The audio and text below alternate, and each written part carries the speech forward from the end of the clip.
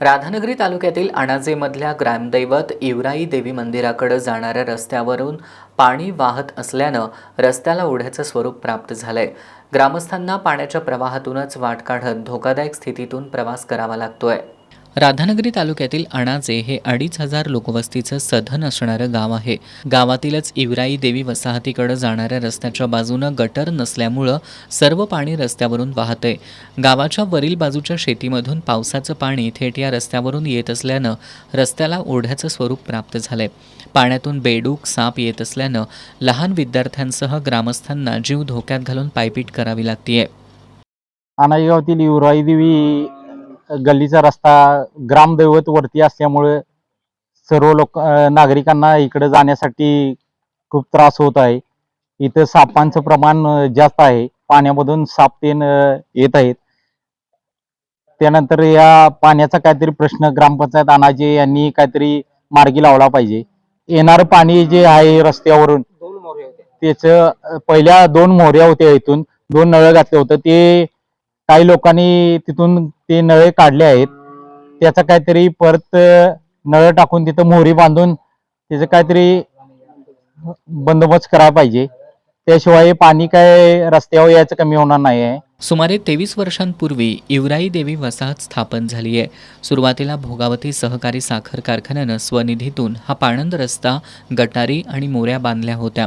मार्गांवरील काही शेतकऱ्यांनी या पाणंद रस्त्यावर अतिक्रमण करत मोऱ्या बंद केल्यानं रस्त्याला ओढ्याचं स्वरूप प्राप्त झाल्यानं ग्रामस्थ आक्रमक झालेत।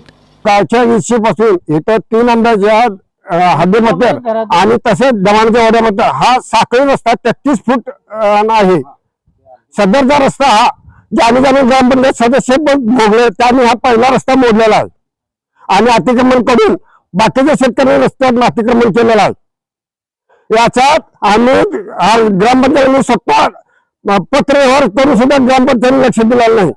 सदरचं अतिक्रमण काढावं, सदरचं 33 फूट साठी रस्ता काढावं, दोन्ही गटार ठेवून 33 फुटात हे करावं, रुंदीकरण करावं। कुणाचंही घर असून दे, प्रत्येकाने अतिक्रमण केलेलं आहे। आणि पहिला गोष्ट म्हणजे ग्रामपंचायत ज्यांनी सदस्य पण भोगले त्यांनी पहिली रस्त्याची वाट लावली। तर पाणी तुंबल्यावर शेतकऱ्याला बाहेर जाता येत नाही।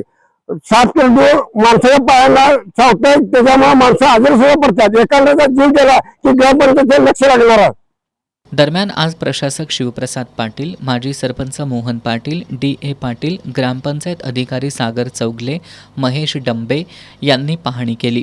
यावेळी माजी सरपंच मोहन पाटील यांनी तहसीलदारांना निवेदन देऊन या रस्त्याची समस्या कायमस्वरूपी दूर करण्यासाठी प्रयत्नशील असल्याचं सांगितलं।